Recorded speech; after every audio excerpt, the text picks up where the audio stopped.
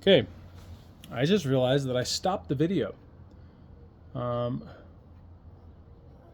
So that's not the greatest, but it's not terrible. At least you can see a little bit better of what I'm doing here. The sun is coming right down in here. So I'll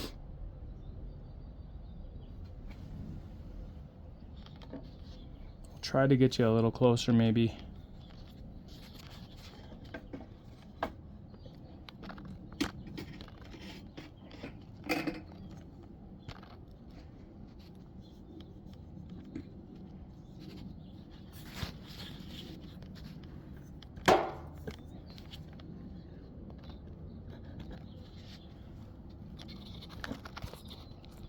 Gosh, this clamp is terrible. All right, let me figure out something else. Pardon me for just a second. You're gonna have to look at the ceiling for a second here.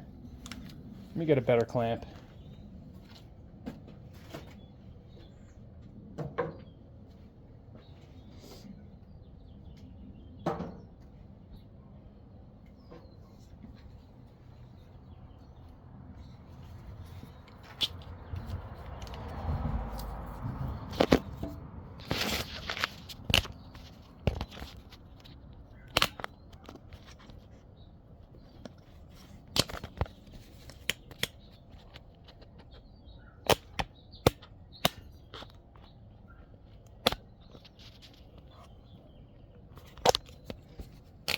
Well, that one's not going to work either. So, what in the world? All right, let's try one of these guys.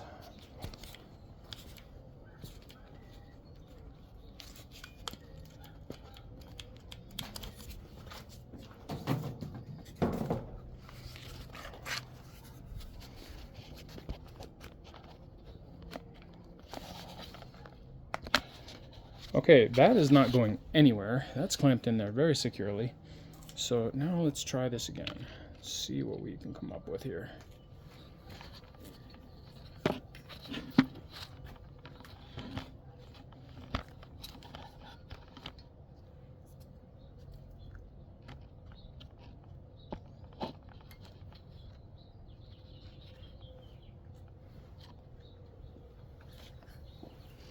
Okay, that's looking pretty good. I don't know how well you can actually see that.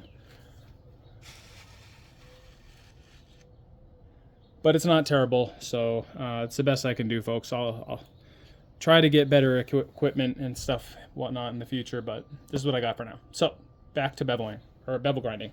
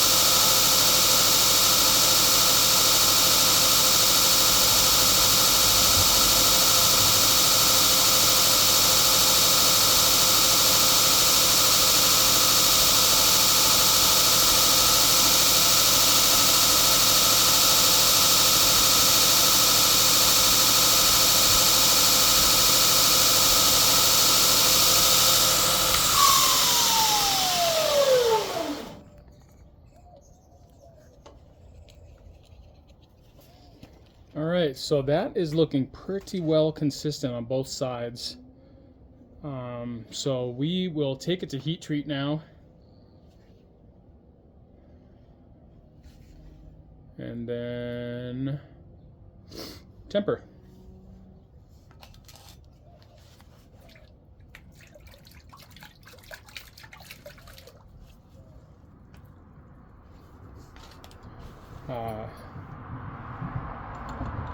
Definitely liking the way this copper came out.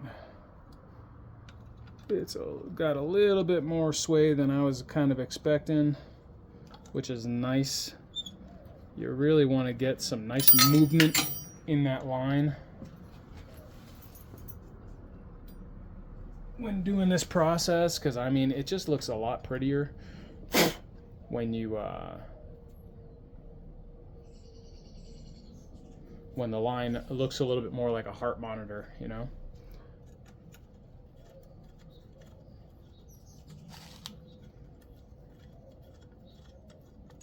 All right, just detaching the blade from the grinding jig. But here we go. This is what it looks like so far. So fairly consistent bevel lines on both sides. A lot of that stuff, if there's any like little time, like minor variations in the top ridge line, I can take that out with hand sanding, so it's not too big of a deal. Which I'm gonna have to do. I'm actually gonna have to take it back to the belt grinder after doing the heat treat and the temper, because there's gonna be a lot of forge scale buildup. And then we'll start on some hand sanding, and then it's on to handle scales. So it is quite a lengthy process when you're making handcrafted knives, but it's all worth it in the end. You know, the quality of the materials that you're producing, and just, you know, the overall look of everything. You'll never be able to beat handcrafted anything versus machine-made stuff. You know what I mean? Don't get me wrong, there's some beautiful machine-made stuff out there, but this is all done by hand. I mean, by hand meaning I'm using machines and my hands to create. But there is a lot of like really manual process to this. The hand sanding alone is literally hours of hand sanding. You have to hand sand the blade to get smooth texture. You got to hand sand the handle scales. There's a lot, literally hours of hand sanding involved in custom knife making. But all right, folks, that's what the bevel grinding process looks like. I'm going to go ahead and stop the video here. I'm going to move on to heat treat. I will do my best to record that process. I've got a lot of work to do today, so I might come back after heat treat and temper. But basically what my heat treat looks like is I will light up my forge. I will stick the blades in there, get them up to critical temperature. I do a normalizing process. This steel has kind of been manipulated, so it kind of messes with the grain structure. So what I do is I will get it up to critical temperature about, I think it's 1475. I do everything by eye. I don't have any digital readouts on my forge or anything like that. It's all done, you know, just by color. I look for the color when it's like a nice orange glow, and it doesn't start turning yellow or anything like that. Like, and I do have a magnet over there, so once metal becomes non-magnetic, you're right at temperature. So I will do that 2 to 3 times depending. With these, since they've been manipulated quite a bit, I'll probably do them 3 times for the normalizing process, and then I will get it back up to critical temperature and quench them in Parks 50 oil, which is specifically designed for quenching knives. So that's what my process looks like. Like I said, I may do some filming over there, but I'm not too sure just yet. Please, if you like my content, like and subscribe.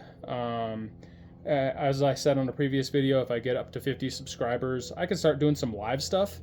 which seems like it would be a little bit more fun. You know, I can, like I said, answer any questions you may have, and get to chit chat with you. So, like and subscribe below. Have a great day, folks. I'll talk to you soon.